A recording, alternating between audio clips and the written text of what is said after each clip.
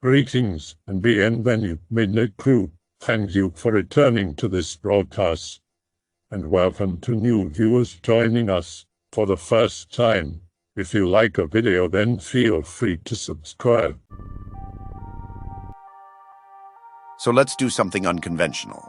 A thread about native legends that does not include skinwalkers. You know, there's more than just shape-changing desert spirits and Sasquatches when it comes to North American indigenous spooky shit. I have one example, from Manitoba, Canada. I don't know the native word for them, but the best I can use to describe these guys is gnomes. Please don't hate on me. I'm not trying to make a home thread. Bazillion lakes in Manitoba. One of them, Turtle or Turtle Rock Lake, think it's the second one, has a big old rock in the middle of it. These dudes apparently ride out on their own tiny birch bark canoes, straight out of the rock face, and steal fish from nets. Their clothes are described as being leather hide. Sounds like traditional local design. They have a pointy hat, not trolling, and they're about 2 feet tall. Not sure if brown-skinned, but I would think so. We have way more silver deposits in Manitoba, so they prefer offerings of silver rather than gold. That's all I've been able to scrape off this somewhat obscure local legend. Not even sure if it's Ojibwa or Cree. That would be a welcome change of pace, especially since /X/Skinwalkers are not the same thing as Native American ones. Maybe you guys can help me with something that happened to me when I was younger. Grew up on Vancouver Island. Before, so I don't have many other memories from this time, but the time I'm bringing up I remember vividly. Mom wanted to get out of the city, rent a beautiful house with a great view out in the woods in a place called Sasinos. Now these days it's pretty developed, and I never hear anything bad happening out there, but back then it was basically nothing but woods and farms. A couple shops down the main road around the basin. Newly built, in the mid-90s. Glass walls mixed with local lumber, etc. Everything goes okay for about the first week or so. Managed to get everything unpacked before Dad flies out for business for 2 weeks. Those 2 weeks were two of the worst in my life, and we moved out as soon as he was back. The first night, Mom rented some Disney movies for me. Power goes out halfway through Aladdin. Start hearing noises like animals, but rougher? She tells me it's probably just a cougar and we're safe inside. My bedroom has a balcony, and I hear scratching on the glass of the door. Hide under blankets and fall back asleep. Find legit, actual scratch marks on the glass. This balcony overlooks a cliff in the woods, at least 30 feet up, totally enclosed. Mom calls up the Mounties and Animal Control in the morning and asks if there have been any dangerous animal sightings recently in the area. Nothing. These noises continue throughout the next couple days, make Mom let me sleep with her. We both woke up to what could only be described as blood-curdling howling coming from outside. The big glass window that overlooks the wood in her room is covered by thick, dark curtains. We're both way too scared to even consider looking out. In the morning, we found an animal carcass outside. It's torn up but not eaten. Call out the authorities. They clean up and tell us to call next time we hear something because it's clearly dangerous. Still no explanation offered of the scratches on my balcony door. Hear nothing for a couple days.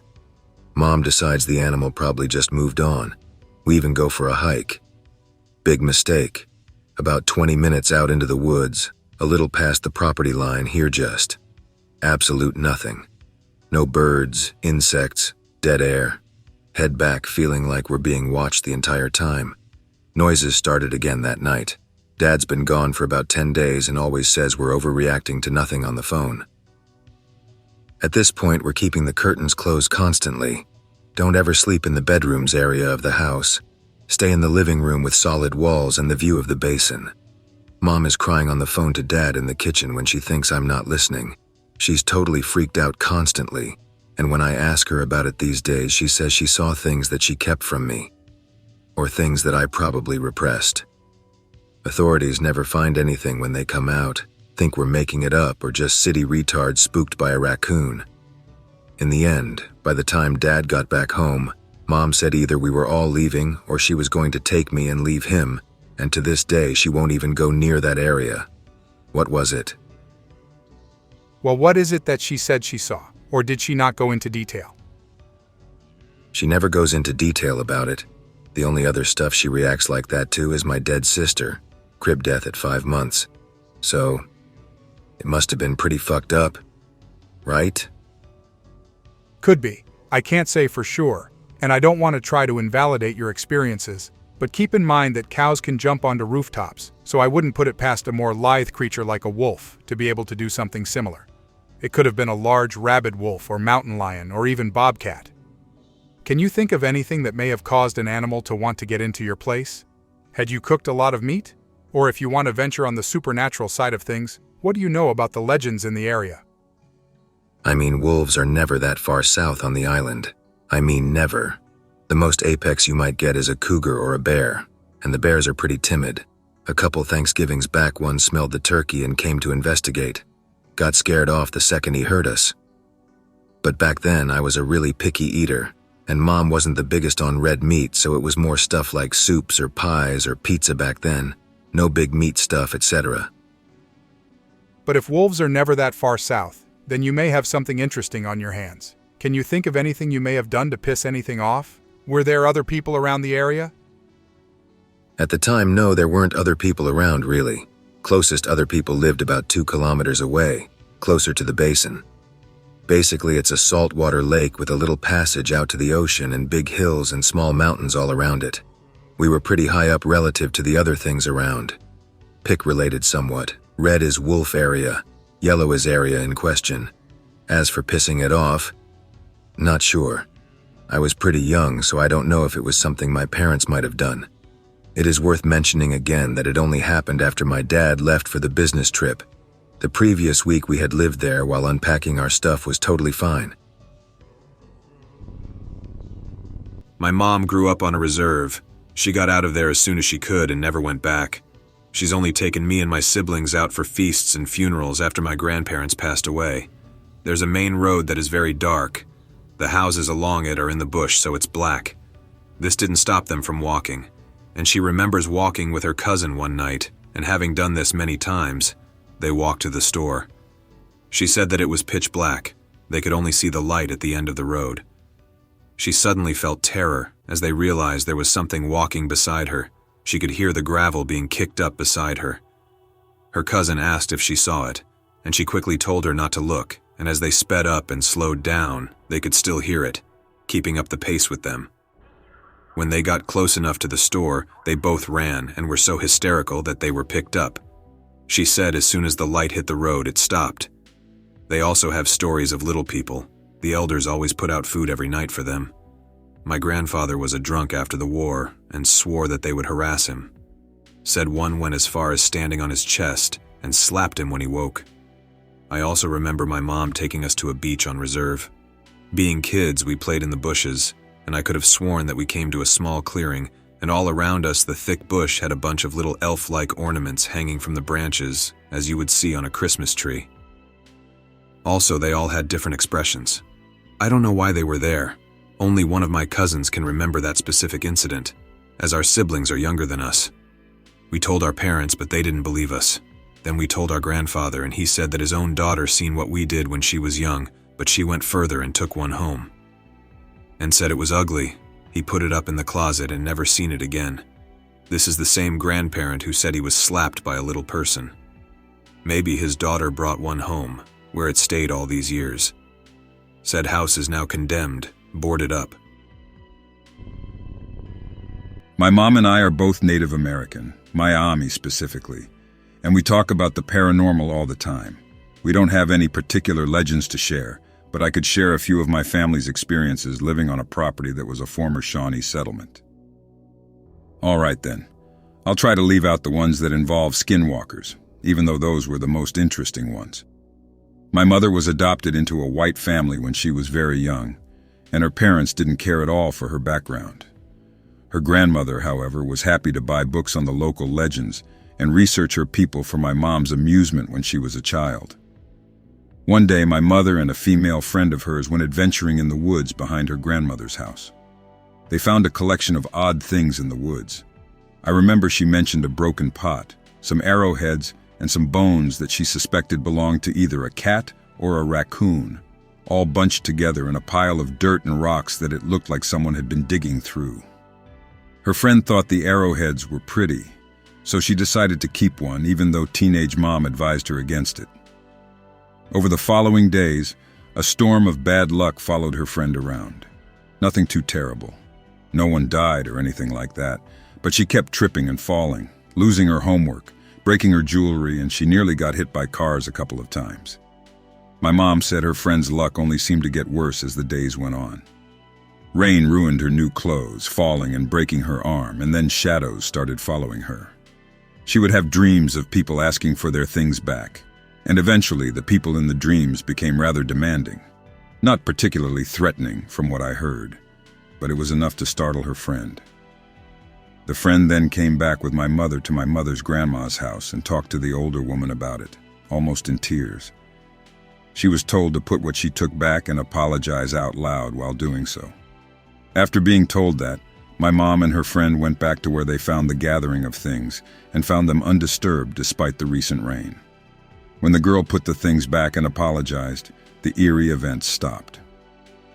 Even though those were the most interesting ones. Yeah, nothing against Skinwalkers legends, but res spoopy threads get dominated by the buggers, and as somebody from not Arizona or Nevada or name a desert state, I'd like to hear some new ones. I certainly don't want the thread to be overtaken by those crappy tales from out in the desert either, but our Skinwalkers are nothing like those you hear. Ours aren't particularly chilling, so when I try to share them, they're often overlooked anyway, so I'll stick to other tales and experiences for now. My mother told me another story about when she had my little sister out on the trampoline behind my house. She said the little girl just stopped jumping and looked out at the field behind our place with a big goofy grin on her face.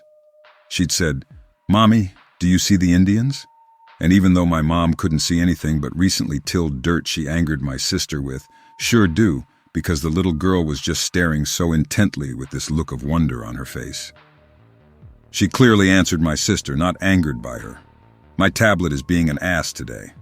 My sister had all sorts of experiences that she won't talk about anymore since she had one particularly chilling event, where she claimed to have seen death in mirrors every time my mother's best husband passed by one. In my reserve, they bury people strangely. They dig the hole, put the casket in a box and nail it shut. But instead of burying it, they lay long, thick logs across the open hole and then put the deceased one's blankets over. After this, they put 4 big rocks on the 4 corners, and then they put all the dirt on top of it, leaving a mound, and you can't go to the gravesite unless it is a funeral. And to get to it, you must go in a truck, as it's deep in the bushes with a steep incline up. It's very eerie. You climb the hills with thick bushes around you, and suddenly come to a huge clearing. Also, no graves are marked. I used to wonder why they buried them where they did, because this clearing is huge. It was like they would put them in the middle of it. When I got older, I realized that, eventually, the dirt on top of the graves would cave in and the ground would go back to being somewhat level, and grass would eventually come back and there would be no trace of the grave being there. I always thought that would be the perfect place to hide a body, which is kind of morbid, but I'm positive they would never be found as I can't even find my own relatives' graves. Okay, so my tablet doesn't want me to tell this story because this will be my 3rd freaking try. I'm going to do a doodle of something my sister claimed to have seen, but wanted to give one of my own experiences first. When I was little, I used to like walking around in the woods by myself. My dad made me carry a knife, but I never had to use it as enough people who lived nearby had dogs that scared pretty much everything off. Deer were timid as hell, and stray dogs and wild foxes fled at the first sign of humans. Sometimes, though, I'd run into a man in the woods, an older guy, late 40s, early 50s, with a receding hairline and the rest of his hair pulled back in a low ponytail. He always had on a red flannel, blue jeans, and tan hiking boots. His skin was kind of yellowing with age. He'd ask me how school was going, show me edible mushrooms I could take home for my dad to cook, and would point out animal tracks.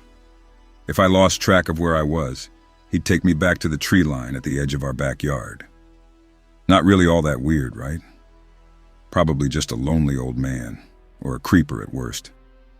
But the thing is, not long after my dad died, I saw this man for the last time.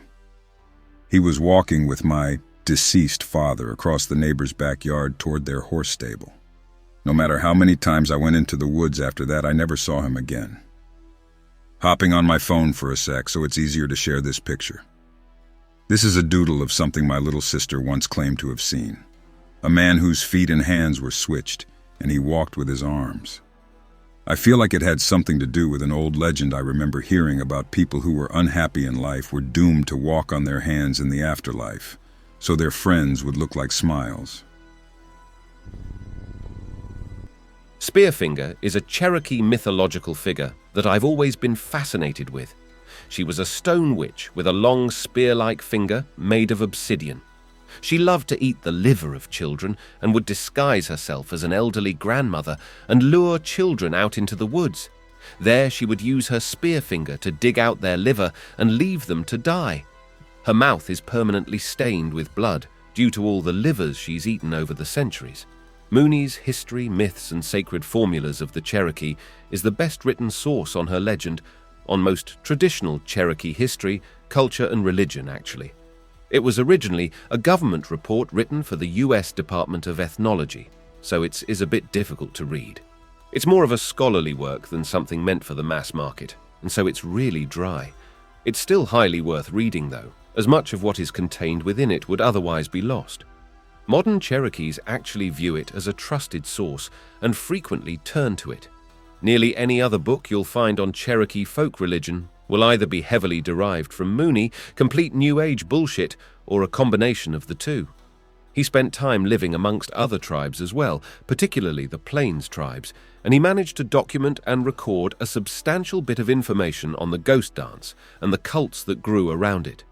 The ghost dance was outlawed by the US Army, and that cults were brutally persecuted, to the point that it created public outrage in the East.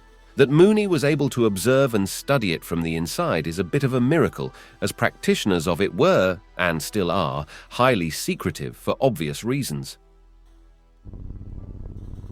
Since I'm outside right now and my drawing stuff is inside, I'll give an introduction to my little brother. He's a little shit who is not afraid of trespassing. I've gone with him on a few of his paranormal hunting excursions, but he doesn't like having me along because I'm generally, but not always, smart enough not to go through the hole in the fence right next to a no trespassing sign. I'll start with one series of events that I was only there for the middle two parts of.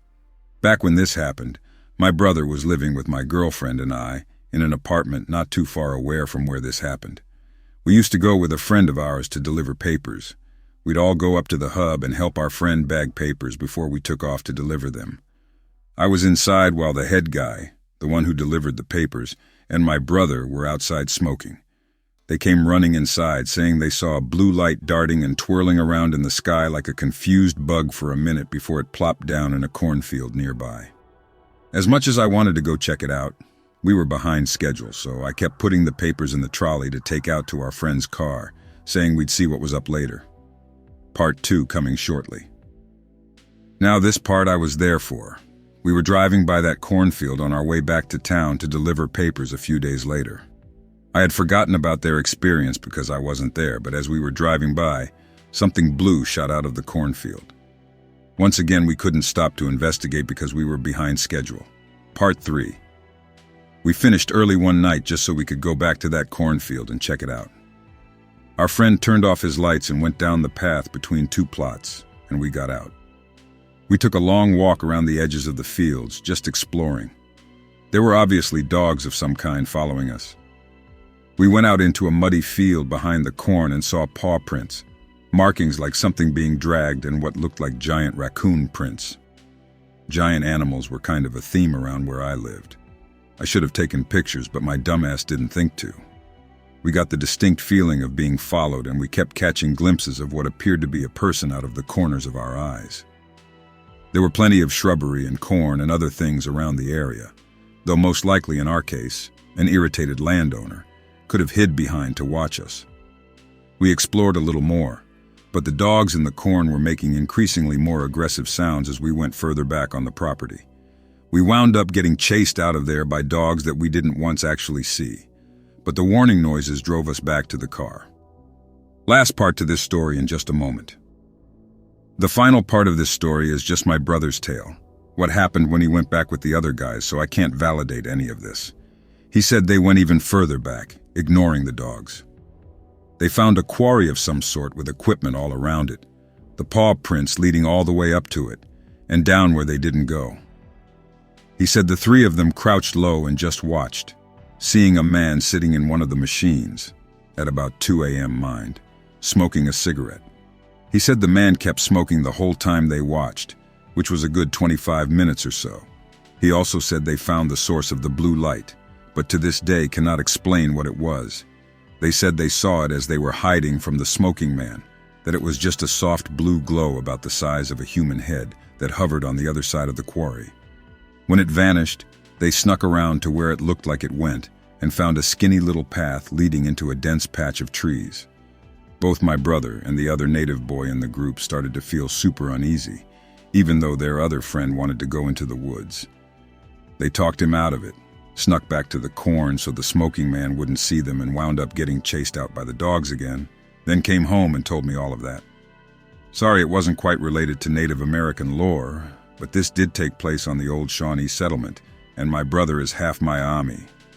The other native boy was half Cherokee, half African American, but I don't know what that has to do with anything, so I'm just talking out of my ass at this point. There are highways here in the mountains that are essentially former trails from the infamous gold rush that got widened out and paved. Some of those trails themselves being indigenous foot trails widened for mules and small wagons. There is the normal dangers of travel in the mountains, but some of these trails in the most dangerous places were so dangerous and so many died over the centuries that you can feel the energy of it.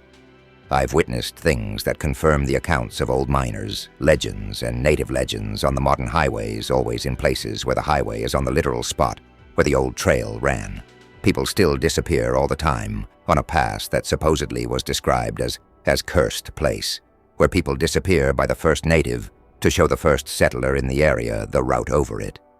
People still disappear, they're never to be found, with no trace of them or their vehicle, and no scientific explanation, like a bog quicksand or some kind of other deceptively soft, deep ground that things can sink into, or a cave, or a deep lake.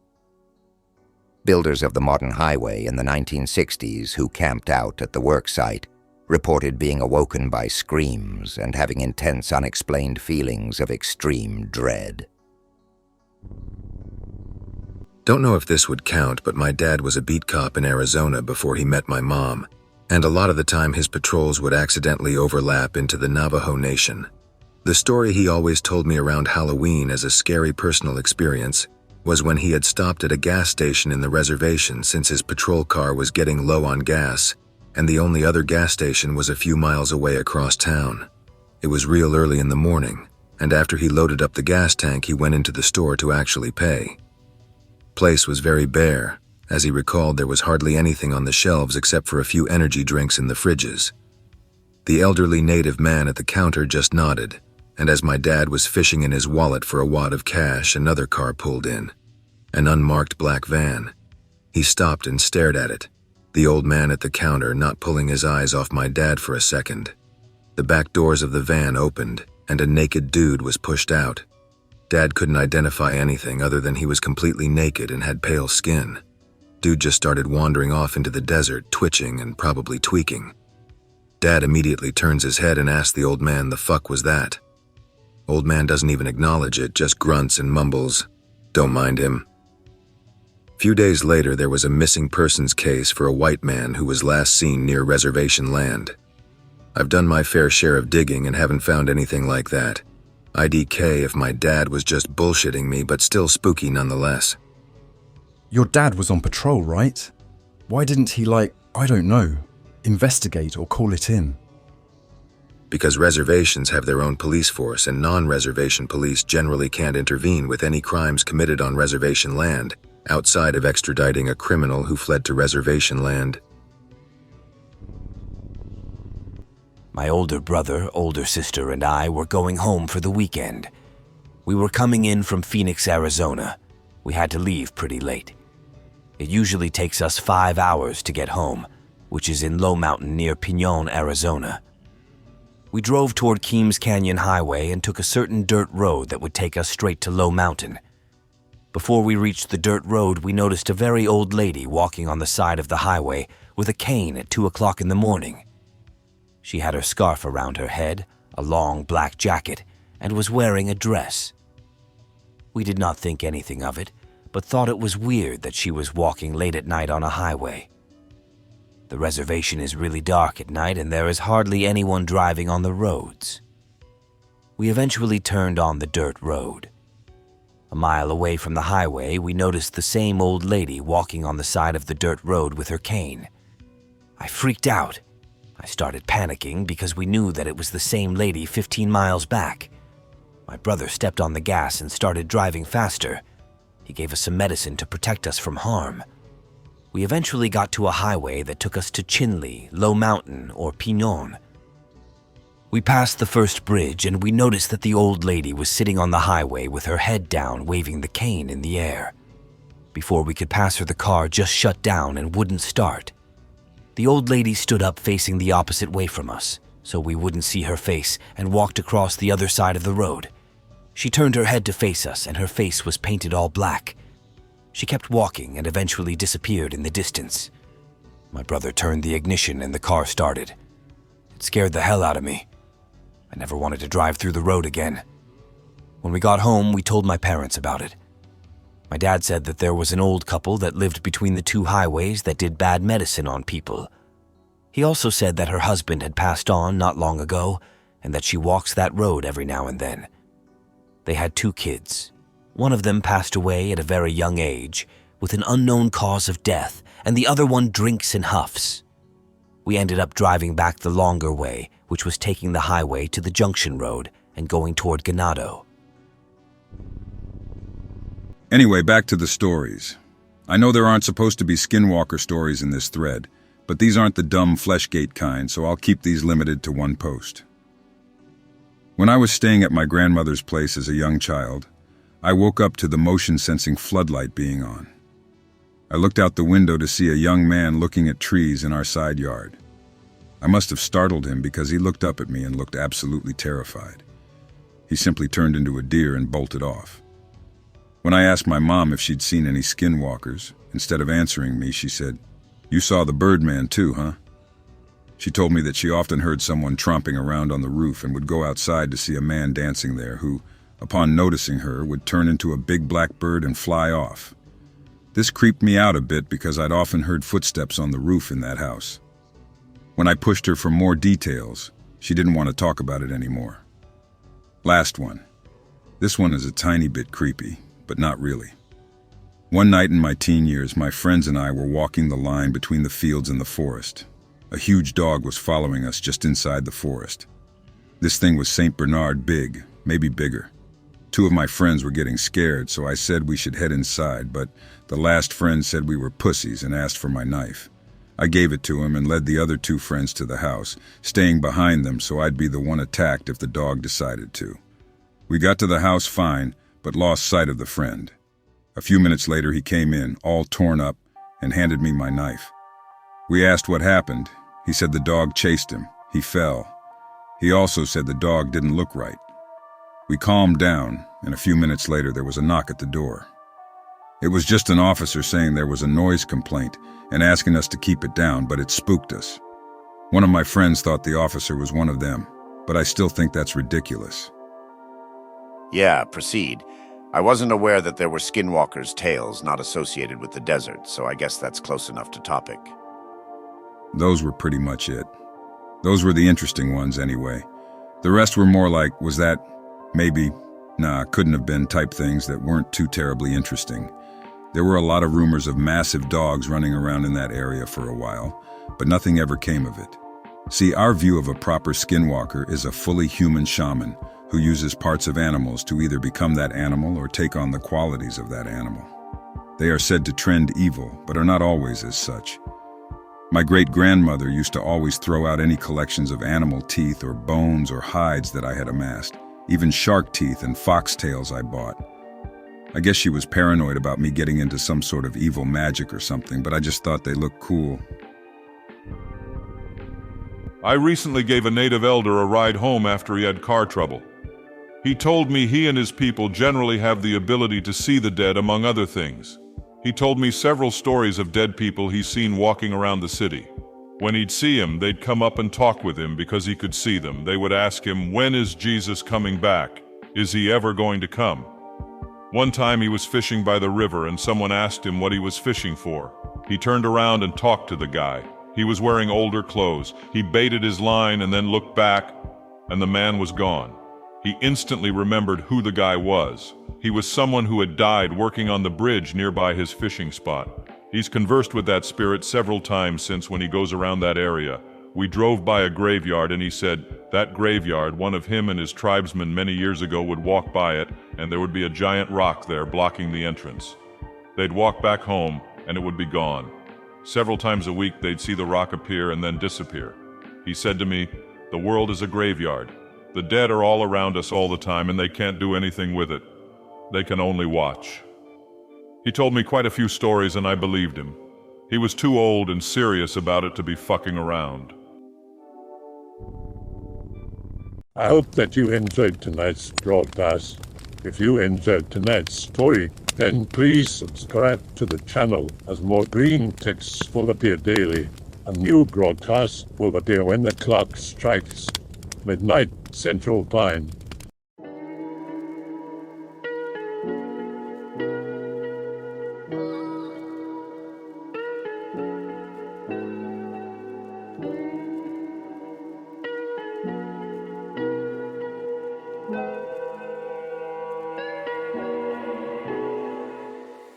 Remember to check the Odyssey and Rumble pages for separate archives of previous broadcasts.